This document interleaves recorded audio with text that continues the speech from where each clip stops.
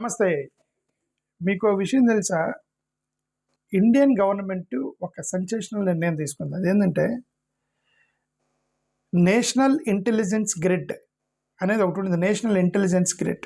National intelligence గ్రిడ్లో NIA, రా ఉంటారు కదా, నేషనల్ ఇంటెలిజెన్స్ ఏజెన్సీ, ఓకే, రా ఏజెంట్లు ఉంటారు, అదొకటి. ప్లస్ ఇదే సెంట్రల్ ఇన్వెస్టిగేషన్ బ్యూరో, సిబిఐ, ఇట్లాంటి కొన్ని ఆర్గనైజేషన్స్ ఇవన్నీ ఉంటాయి కదా ఇంటెలిజెన్స్కి సంబంధించి. మరి సిబిఐ దాని కిందకి వచ్చి తెలియదు. బట్ నేషనల్ ఇంటెలిజెన్స్లో కొన్ని సంస్థలు ఉన్నాయి కదా, ఈ సంస్థలన్నిటిని ఇంటెలిజెన్స్ గ్రిడ్ అంటారు. ఈ నేషనల్ ఇంటెలిజెన్స్ గ్రిడ్ వాళ్ళని నేషనల్ పాపులేషన్ రిజిస్టర్కి కనెక్ట్ చేస్తున్నారట. నేషనల్ పాపులేషన్ రిజిస్టర్ కనెక్ట్ చేస్తున్నారంటే ఇక మన జనాభా లెక్కలు తీసుకునేటప్పుడు మొత్తం డేటా సర్వే చేస్తారు కదా, మొత్తం సర్వే, ఆ సర్వే మొత్తం తీసుకొని దానికి ఎన్ఐఏ వాళ్ళని, అంటే ఎన్ఐఏ, సిబిఐ ఇట్లాంటి సంస్థలు, నేషనల్ ఇన్వెస్టిగేటింగ్ సంస్థల మొత్తాన్ని కూడా లింక్ చేస్తారట. ఇప్పుడు అది లింక్ చేస్తే పెద్ద ప్రమాదం వచ్చిపోయింది. అది వాళ్ళు ఎందుకు లింక్ చేస్తున్నారంటే, వాళ్ళు ఏమన్నారంటే, ఇదిగోండి మేము ఎందుకు లింక్ చేస్తున్నాము అంటే టెర్రరిస్టులను పట్టుకోవడానికి లింక్ చేస్తున్నాము, క్రిమినల్స్ని పట్టుకోవడానికి లింక్ చేస్తున్నాము. వేరు వేరు దేశాల నుంచి చాలామంది టెర్రరిస్టులు వస్తున్నారు, టెర్రరిజము, నక్సలిజం అన్నిటిని మేము ఆపడానికి లింక్ చేస్తున్నామని గవర్నమెంట్ చెప్తుంది. బట్ కాకపోతే ఒక విషయం, దీనివల్ల ప్రమాదం ఏంటంటే మనకు ప్రైవసీ రైట్స్ అనేవి ఉంటాయి. ప్రైవసీ రైట్స్ అనేవి ఇంక మొత్తం కూడా ఇంటెలిజెన్స్ బ్యూరోకి, ఇంటెలిజెన్స్ బ్యూరోకి వెళ్ళిపోతాయి.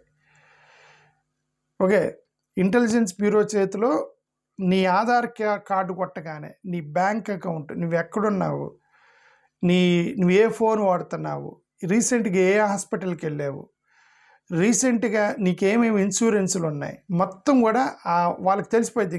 ఇంక వాళ్ళ చేతులు, నీ లైఫ్ మొత్తం వాళ్ళ చేతిలో ఉండిపోయింది ఇంటెలిజెన్స్ బ్యూరో చేతిలో.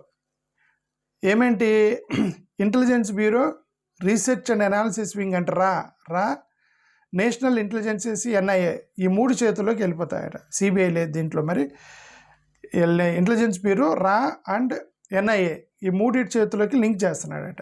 మొత్తం Aadhaar, bank record, telecom metadata, అంటే నువ్వు ఎవడెవడికి ఫోన్ చేసావు, నీకేం ఫోన్స్ వచ్చాయి, ఏం చూసావు, హాస్పిటల్ డేటా, నువ్వు ఏ హాస్పిటల్కి వెళ్ళావు, ఏ రోగాలు చూపించుకున్నావు, మొత్తం కూడా వాళ్ళ చేతిలో ఉండిపోతాయి రేపటి నుంచి. ఎక్కడైనా ఎఫ్ఐఆర్ పడిందా నీకు, ఎఫ్ఐఆర్ పడితే ఎందుకు పడింది, అసలు మొత్తం నీ లైఫ్ మొత్తం వాళ్ళకి వాళ్ళ లైఫ్ని నీ లైఫ్ మొత్తం కనబడతా ఉండిద్ది వాళ్ళకి, నీ ఆధార్ నెంబర్ కొట్టగానే నువ్వేమేం చేస్తావు, ఏం చేస్తున్నావు అనేది దానికి కనెక్ట్ చేయబోతున్నారు. చూడండి, ఇది మనకి ఆర్టికల్ 21 ప్రకారం there something called privacy, personal privacy అనేది ఒకటి ఉండేది. వాళ్ళు ఏమన్నారంటే పర్సనల్ ప్రైవసీ అనేది ఓకే, బట్ మేము క్రిమినల్స్ని పట్టుకోవాలంటే తప్పదంటే గవర్నమెంట్ చెప్తుంది. దీన్ని మిస్యూజ్ చేస్తే ఏంటి పరిస్థితి అనేది ఇక్కడ క్వశ్చన్ వచ్చింది. మిస్యూజ్ చేస్తే సిబిఐని మిస్యూజ్ చేశారు, ఈడీని మిస్యూజ్ చేశారు, ఎలక్షన్ కమిషన్ మిస్యూజ్ చేశారు, వీటన్నిటిని మిస్యూజ్ చేశారు అన్న ఆరోపణలోనే కదా. ఇప్పుడు ఈ డేటాను మిస్యూజ్ చేసి గవర్నమెంట్ అనుకుంటే ఎంత పని, అధికారంలో ఉన్న వాళ్ళకి ఈ డేటాను మిస్యూజ్ చేయటం ఎంత పని.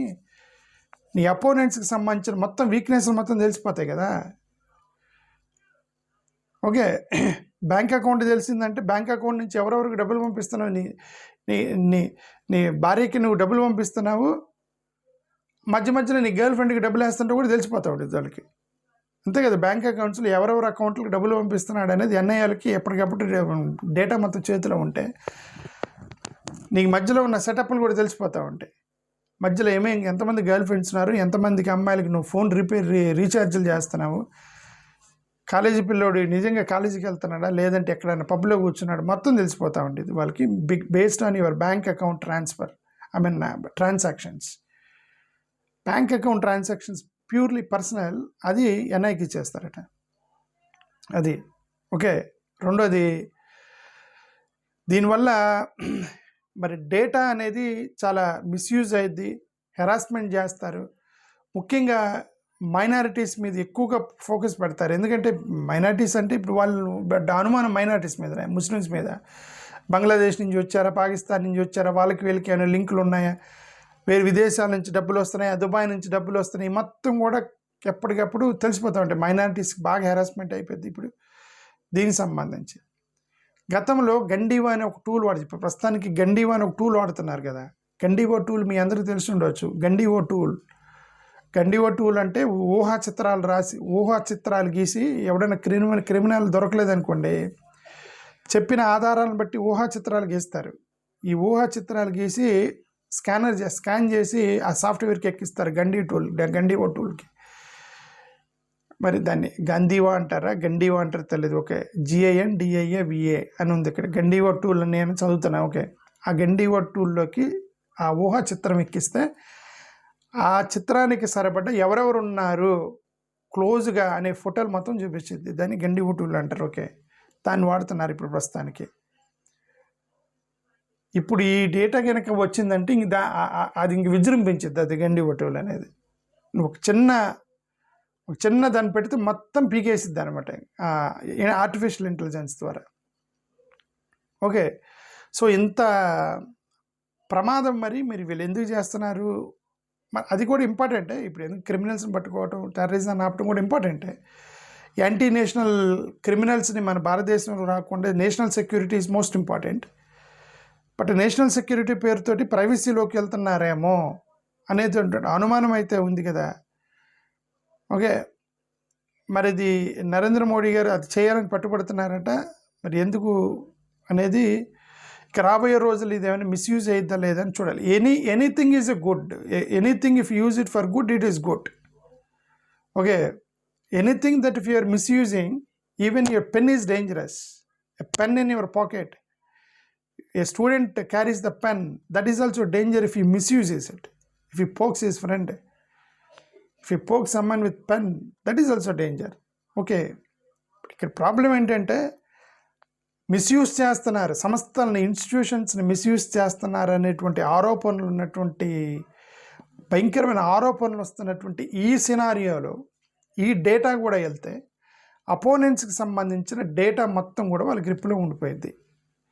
ఇక నీ అపోజిషన్ పార్టీలకు సంబంధించిన ఎవరెవరు ఓటు వేశారు, ఎవరెవరు మాట్లాడుతున్నారు. నాలంటి రోజు మేము యూట్యూబ్లో మాట్లాడుతుంటే వాడెవడు రోజు యూట్యూబ్లో మాట్లాడుతున్నాడంటే అది వాడు ఆధార్ కార్డు కొట్టండి అనగానే నా బ్యాంక్ అకౌంట్లో ఎక్కడెక్కడ కనెక్ట్ అయినాయి, ఎక్కడెక్కడ పే చేశాను, ఏ షాప్కి వెళ్ళాను, ఏ పిజ్జా షాప్కి వెళ్ళాను, ఏ రెస్టారెంట్కి వెళ్ళాను, ఎక్కడెక్కడ అకౌంట్ ట్రాన్స్ఫర్ చేశాను, రూపాయలు 10 రూపాయలు 20 రూపాయలు కూడా సిగరెట్ తాగుతున్నాను మొత్తం కూడా బయటకు వచ్చేస్తాయి. అంతే కదా, సిగరెట్ షాప్కి వెళ్ళి లేదంటే ఒక వైన్ షాప్కి వెళ్ళి వచ్చేస్తాయి మొత్తం. ఓకే, సో ఎవ్రీథింగ్ అంటే నేనేం తాగాను, సిగరెట్ అలవాటు లేదు. ఓకే, నేను చెప్తాను, ఎగ్జాంపుల్ చెప్తాను. ఓకే, నేనేమన్నంటే ఇవన్నీ కూడా పర్సనల్ డేటా మొత్తం వచ్చేస్తాయి బయటికి అంటున్నా. So this is what actually the decision government not grid అనే దాన్ని తీసుకెళ్ళి పాపులేషన్ రిజిస్టర్కి కనెక్ట్ చేస్తున్నారు. సో అది మ్యాటర్. అది మరి ఏం జరిగిందో చూడాలి. థ్యాంక్ యూ, నమస్కారం.